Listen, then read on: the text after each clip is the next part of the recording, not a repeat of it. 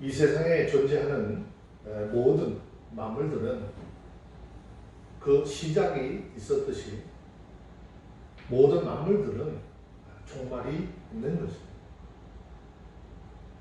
이와 마찬가지로 세상도 반드시 하나님에 의해서 창조되었지만 종말이 있을 것이다 라고 성경은 우리에게 말씀하고 있습니다.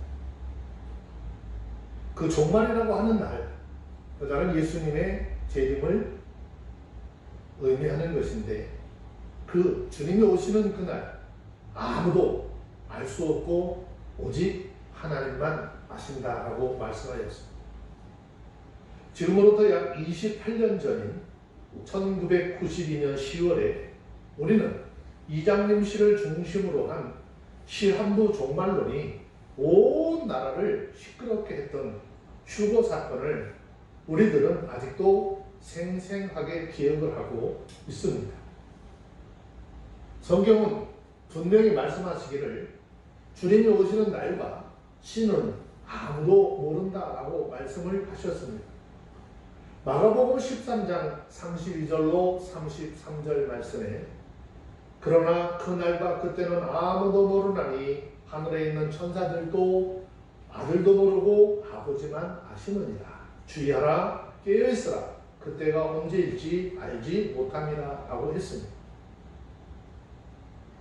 우리는 이 사건을 통해서 깊이 깨달아 보아야 할 것은 우리 그리스도인들이 하나님을 알고 하나님의 말씀을 따라 사는 것 같지만 얼마나 하나님의 말씀과 말씀의 가르침과 동떨어진 삶을 살아왔는지를 대변해주는 그러한 사건이었습니다. 성경은 분명하게 말씀하십니다. 요한복음 10장 27절에서 내 양은 내 음성을 들으며 나는 저희를 알며 저희는 나를 따르느니라 라고 하였습니다.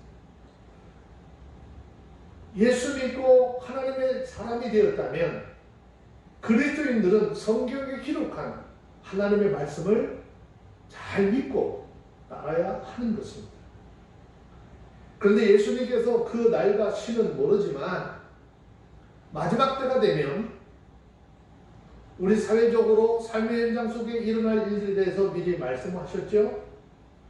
그 말씀의 내용들을 돌아보면 거짓 예언자들이 일어나서 많은 사람들을 미혹할 것이고 또 사랑이 식어지며 믿음을 찾아보기 힘들게 될 것이다 라고 말씀을 하셨습니다. 그러므로 마지막 때를 살아가는 우리 그리스도인들 정신을 바짝 차리고 신앙생활을 해야 합니다. 자, 이 시간에 오늘 본문의 말씀을 중심으로 마지막 때 그리스도인들은 어떤 마음으로 신앙생활을 해야 하는가 함께 살펴보며 은혜를 나누기를 원합니다. 베드로전서 4장 7절 말씀에 보니까 정신을 차리라고 하였습니다. 자, 만물이 마지막에 가까웠으니 그러므로 너희는 정신을 차리고 근신하여 기도하라고 했습니다. 먼저 말씀하시기를 만물이 마지막 때가 가까웠다라고 하였습니다. 이 말씀은 구체적으로 세상의 종말을 가르치고 있는 말씀입니다.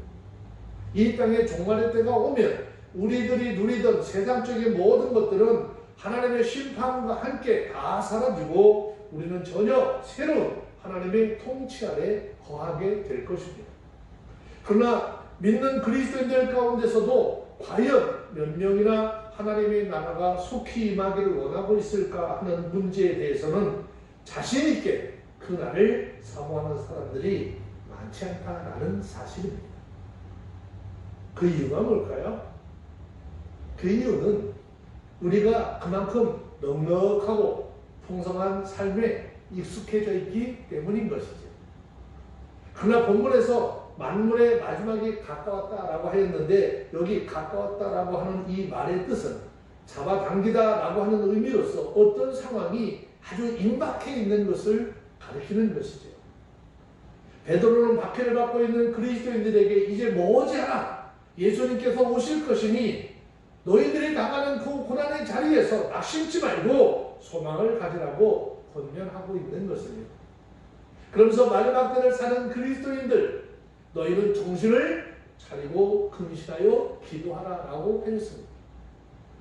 자, 여기에서 말씀하는 정신을 차리라는 말씀의 뜻은 올바른 마음, 침착한 마음이라는 뜻을 가지고 있습니다. 근신하라고 하는 말의 뜻은 환경에 따라서 요동하는 것이 아니라 너희 마음의 중심을 굳건히 잡으라는 뜻입니다. 그래서 그리스도인들은 마지막에 가까울수록 오직 예수 그리스도만 바라보며 흔들리지 않고 기도하며 무절제한 생활을 버리고 깨어 있어야 한다라는 말씀인 것입니다. 왜 마지막 때 근신하고 깨어 기도를 해야 하는 것일까요?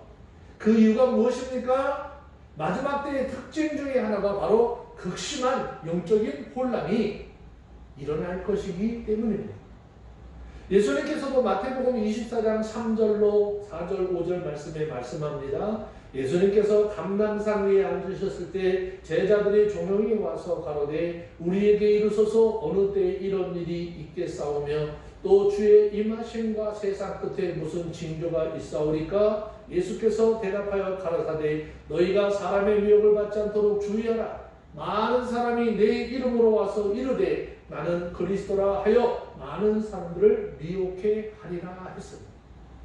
마지막 때는 예수님의 이 말씀처럼 미혹의 영, 거짓의 영, 전쟁, 반란, 불법이 온 세상 속에 성행을 하게 될 것입니다.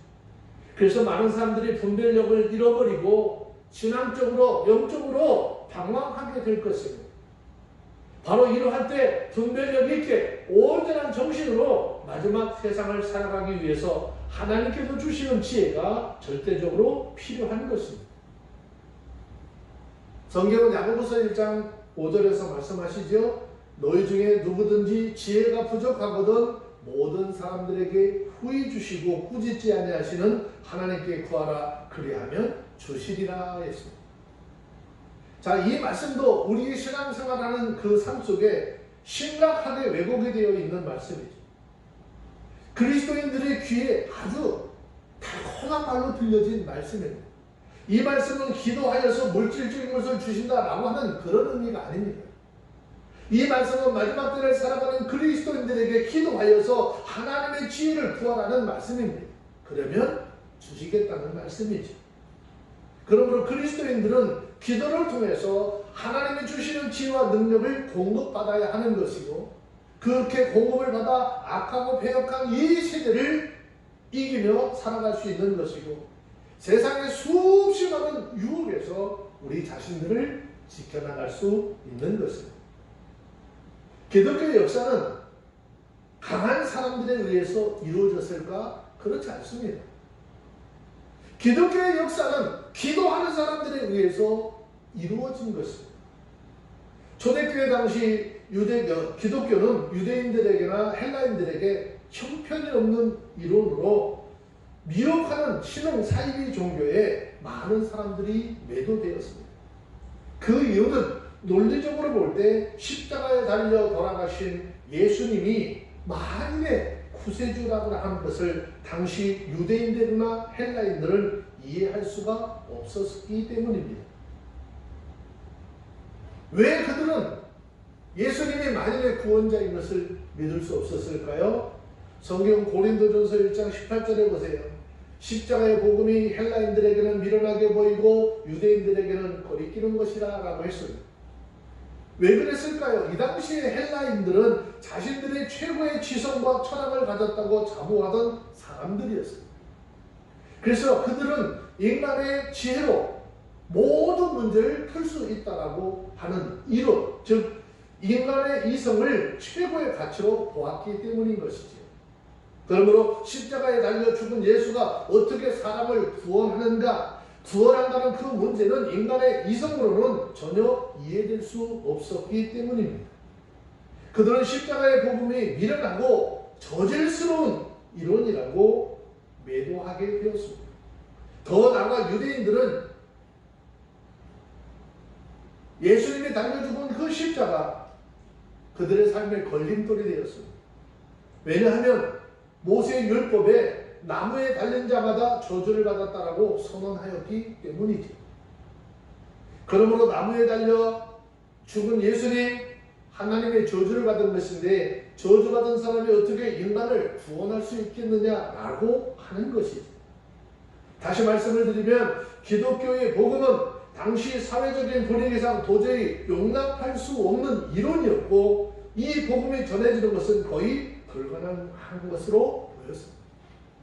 그러나 기독교 복음은 300년 만에 로마를 비롯한 소아시아와 유럽 전체를 정복을 하게 됩니다. 그 비밀이 무엇일까요? 그 핵심에 기도하는 하나님의 사람들이 있었기 때문입니다. 세상이 힘들고 세상의 역사가 파행으로 치닫고 또 그렇게 타행으로 치닫는 마지막 때라도 여전히 그리스도인들에게는 승리를 주는 힘이 바로 기도에 있는 것이죠. 그런데 우리는 여기서 한 가지 중요한 사실을 발견하게 됩니다. 그 중요한 사실은 어떻게 기도를 해야 하는 것이냐라는 것이죠. 오늘 본문의 말씀을 보니까 정신을 차리고 깨어 기도하라 라고 했습니다. 오늘 우리가 사는 이 시대가 악하고 혼미해져 있고 정신과 신앙의 사상이 없어졌고 가치관이 다 무너졌습니다. 이러한 정신으로는 하나님을 만날 수 없는 것이죠. 그러므로 맑은 정신으로 기도해야 하는데 마지막 때 능력 있게 사는 가장 중요한 방법은 온전한 정신으로 깨어 올바른 목적을 성취를 하기 위하여 기도하는 것입니다. 여러분들 요즘에 기도하는 모임들이 점점 사라지고 있습니다.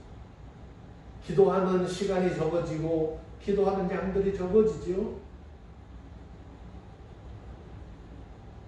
오늘 본문의 말씀을 기억하시고 마지막 때를 살아가는 저와 여러분들을 늘 함께 모여서 하나님 앞에 기도하는 삶을 살아가시기를 주의 이름으로 축원합니다. 기도하는데 그냥 기도하는 것이 아니라 정신을 바짝 차리고 함께 기도하는 그런 시간들이 되시기를 주의 이름으로 축원합니다. 두 번째, 열심으로 서로 사랑하라 그랬습니다. 베드로전서 4장 8절 말씀을 보니까 무엇보다도 열심으로 서로 사랑할지니 사랑은 허다한 죄를 덮느니라 그랬습니다. 마지막 때의 징조, 또 다른 징조, 그 중에 하나가 사랑이 식어가고 극도로 이기적인 그런 세상이 될 것이라는 것이죠. 마태복음 24장 10절로 12절 말씀에 보면 그때 많은 사람들이 시험에 빠져 서로 잡아주고 서로 미워하겠으며 거짓 선지자가 많이 일어나 많은 사람을 미혹하게 하겠습니다. 불법이 성함으로 많은 사랑이 식어지리라 하랬습니다. 자, 그러므로 마지막 때 사회적인 현상이 뭐죠? 사랑이 없게 된다라는 말씀입니다. 자, 여러분, 우리가 사는 이 세상이 얼마나 이기적인 세상이 되었는지 우리는 잘 알 수 있습니다. 그러다 보니 얼마나 많은 사람들이 서로에게 상처를 주고 또 상처를 받고 사람과 사람의 관계를 이루지 못하고 헤어지는지 참 안타까운 삶의 현장들을 보게 되죠. 자, 우리는 예수 그리스도의 십자가를 통해서 엄청난 사랑의 빚을 진 사람들입니다. 그런데 오늘날 우리 그리스도인들에게 십자가의 사랑은 어디론가 다 사라져 버렸습니다. 그래서 세상 사람들은 교회를 더 이상 사랑의 공동체로 보지 않으려고 하는 것입니다. 그 이유가 뭘까요? 겉으로 보기에 소리는 요란한데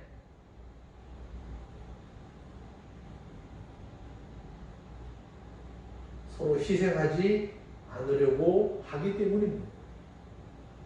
이 모든 것이 십자가의 사랑을 잃어버린 결과인 것이죠. 경건의 모양은 있으나 그 능력을 상실했기 때문입니다. 성경은 말씀합니다. 잠언서 10장 12절 보면 미움은 다툼을 일으켜도 사랑은 모든 허물을 가리우느니라 그랬습니다. 미움은 다툼을 일으켜도 사랑은 모든 허물을 가리게 됩니다. 그러므로 우리 모두 열심히 살아가여 서로의 허물을 덮어주는 하나님의 사람들이 다 되어주시기를 주의 이름으로 축원합니다. 여러분, 지금 우리가 살고 있는 이 시대에 가장 필요한 게 뭘까요? 주님의 십자가의 사랑이 필요한 것입니다. 십자가에서 피 흘려 생명 내어놓으시고 우리를 사랑하신 그 예수님의 마음이 필요한 것입니다. 이 악하고 배역한 세대를 고칠 수 있는 비밀은 오직 십자가의 복음밖에는 없는 것입니다. 저와 여러분, 좀 더 사랑합시다. 좀 더 끌어안읍시다. 좀 더 용서하고, 좀 더 이해하고, 좀 더 인내하면서 기다릴 수 있는 저와 여러분들이 다 되어주시기를 주의 이름으로 축원합니다. 지금 우리의 삶에 당장 어떤 역사가 일어나지 않아도 우리 마음으로부터 우러나오는 하나님의 뜨거운 사랑으로 무너지고 패역한 세대, 이 마지막 때를 승리하며 살아가는 모든 하나님의 사람들이 다 되어주시기를 주의 이름으로 축원합니다. 세 번째, 서로 섬기라고 했습니다. 베드로전서 4장 9절로 10절 말씀에 보면 서로 대접하기를 원망 없이 하고 각각 은사를 받은 대로 하나님의 각양 은혜를 맡은 선한 청지기 같이 서로 봉사하라라고 했습니다. 자, 이 말씀에 선한 청지기로 섬기는 삶을 살라라고 말씀하셨습니다. 여기 대접한다라고 하는 말씀의 뜻은 사랑을 의미하는 필로스라고 하는 말과 나그네를 의미하는 말인 크세노스라고 하는 단어가 합성되어진 이야기입니다. 이것을 문자적으로 나그네에게 사랑을 베풀라라고 하는 의미인 것이죠. 이 당시 사회는요, 오늘날처럼 이런 숙박시설들이 발전되어 있지 않았습니다. 그런 숙박시설들이 없었기 때문에 나그네를 영접한다라고 하는 것은 그 당시 사람들에게 구체적인 사랑의 표현 방법이었습니다. 그런데 나그네를 영접하고 나그네를 대접하는 것은 단순히 잠자리를 제공하는 그런 차원에 머무르는 것이 아니라 먹고 입고 마시는 것까지 감당을 해야 했습니다. 왜냐? 이 당시에 고난과 핍박을 받는 그리스도인들이 자신들이 있는 곳에서 이제 쫓겨다니면서 전도 생활을 하는 등 어려운 처지에 있었던 사람들이 많았기 때문입니다. 그래서 베드로는 나그네를 대접하는 조건으로 원망 없이 할 것을 권면하고 있는 것이죠. 이 당시 나그네를 대접하는 것이 힘겨울 수도 있었겠죠. 또 많은 어려움도 따랐겠죠. 하지만 그 모든 것을 초월해서 불평하는 것은 합당치 못하다라고 하는 것입니다. 왜냐? 이러한 사랑의 행위는 예수님을 위한 것이고 예수님께서 하는 것입니다.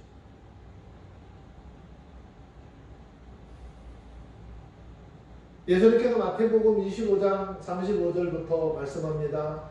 내가 줄일 때 너희가 먹을 것을 주었고 목마를 때 마시게 하였고 나그네 되었을 때 영접하였고 벗었을 때 옷을 입혔고 병들었을 때 돌아보았고 옥에 갇혔을 때 와서 보았느니라. 이에 의인들이 대답하여 가로되 주여 우리가 어느 때 주의 줄이신 것을 보고 공개하였으며 목마르신 것을 보고 마시게 하였나이까. 어느 때에 나그네 되신 것을 보고 영접하였으며 벗으신 것을 보고 옷 입혔나이까. 어느 때 병드신 것이나 옥에 갇히신 것을 보고 가서 배웠나이까 하리니 임금이 대답하여 가라사대 내가 진실로 너희에게 이르노니 너희가 여기 내 형제 중에 지극히 작은 자 하나에게 하는 것이 곧 내게 하는 것이니라 하시고 라고 했습니다. 우리 주변에 세상에서 소외되고 많은 사람들로부터 버림을 받는 그러한 사람들에게 주의 이름으로 행하는 모든 것들은 곧 주님께 하는 일이라 라고 주님 말씀하십니다. 특히 이 일을 하는데 원망이 없이 하라라고 했습니다. 원망이 없이 하라고 하는 것은 깨끗하고 계산이 없는 마음으로 하라는 말씀인데 아무리 대접을 잘 했더라도 원망하거나 불평하는 마음이 있으면 진정한 대접이 아니라는 말씀입니다. 이제 마지막 때 서로 대접의 의무를 잘 행하시고 하나님께 칭찬받는 하나님의 사람들이 다 되어주시기를 주의 이름으로 축원합니다. 그리고 10절에 각각 은사를 받은 대로 서로 봉사하라 하였습니다. 은사는 하나님께서 값없이 주신 선물인데 그 종류는 매우 다양하지요. 로마서 12장 6절로 7절 8절 말씀에 말씀합니다. 우리에게 주신 은혜대로 받은 은사가 각각 다르니 혹 예언이면 믿음의 분수대로, 혹 섬기는 일이면 섬기는 일로, 혹 가르치는 자면 가르치는 일로, 혹 권위하는 자면 권위하는 일로, 구제하는 자는 성실함으로, 다스리는 자는 부지런함으로, 긍휼을 베푸는 자는 즐거움으로 할 것이니라 하였습니다.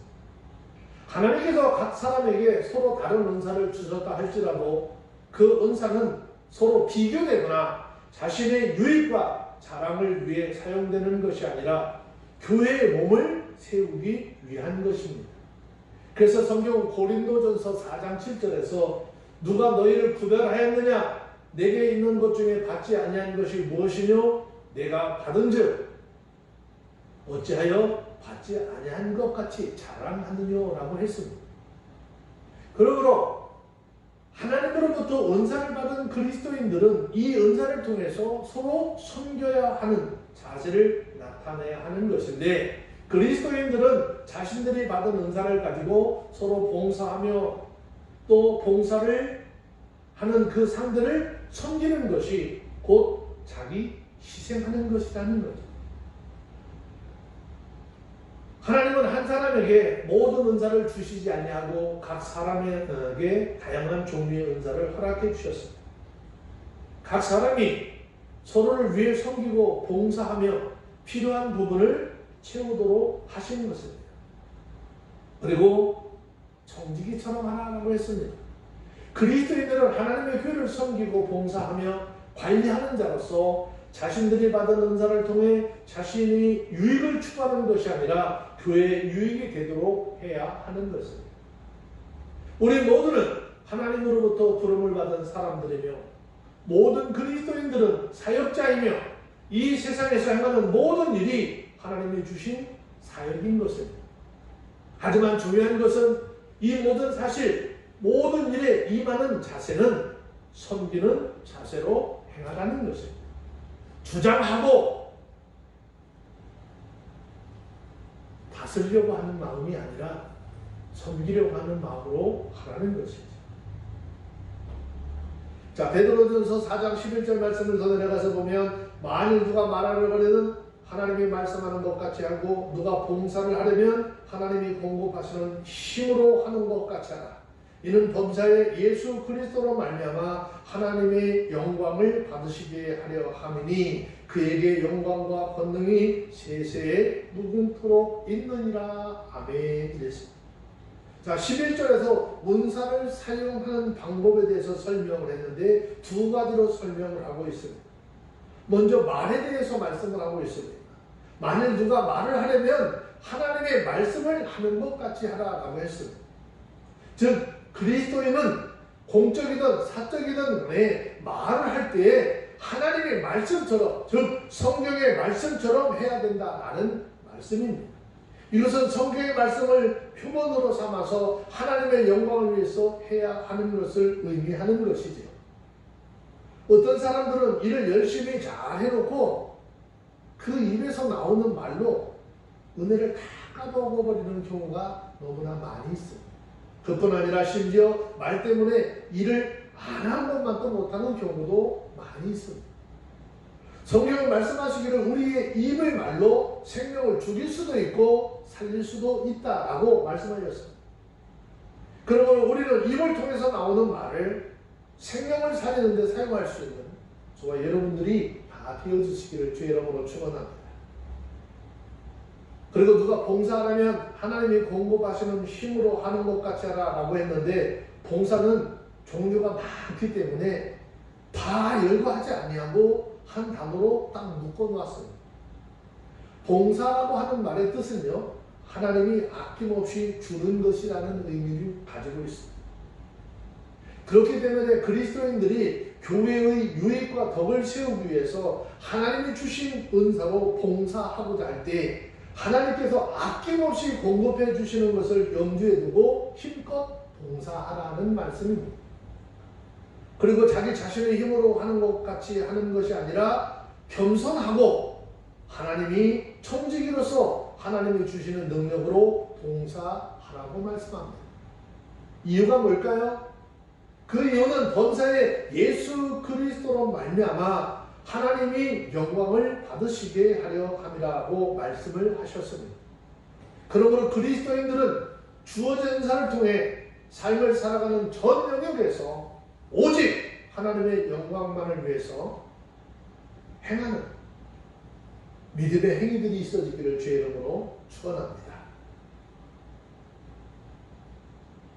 오늘 말씀을 통해서 우리가 깊이 생각해 봐야 될 것은 이제 우리 육체의 남은 때를 오직 하나님의 뜻을 쫓아 사는 저와 여러분들이 다 되시기를 주의 이름으로 축원합니다. 그 이유는 하나님의 뜻을 쫓아 사는 사람만이 하나님의 나라의 소망을 가질 수 있기 때문입니다. 여러분 육체의 남은 때에 아무리 고난과 역경이 따른다 해도 하나님의 뜻을 쫓아 살면서 인생의 많은 열매를 맺어 하나님께 영광을 돌리는 저와 여러분들이 삶이 되시기를 주의 이름으로 축원합니다. 기도하겠습니다. 하나님, 이제 이 마지막 때를 살아가는 그리스도인들 어떤 삶을 살아가야 하는지 본문의 말씀을 통해서 깨닫게 하심을 감사합니다. 오늘 이 마지막 때를 살아가는 우리 모두가 하나님의 말씀의 가르침을 쫓아 하나님의 뜻을 알게 하여 주시고 그 뜻을 행함으로 하나님 앞에 영광을 돌리는 복된 삶이 되게 하여 주시옵기를 예수님의 이름으로 기도합니다. 아멘.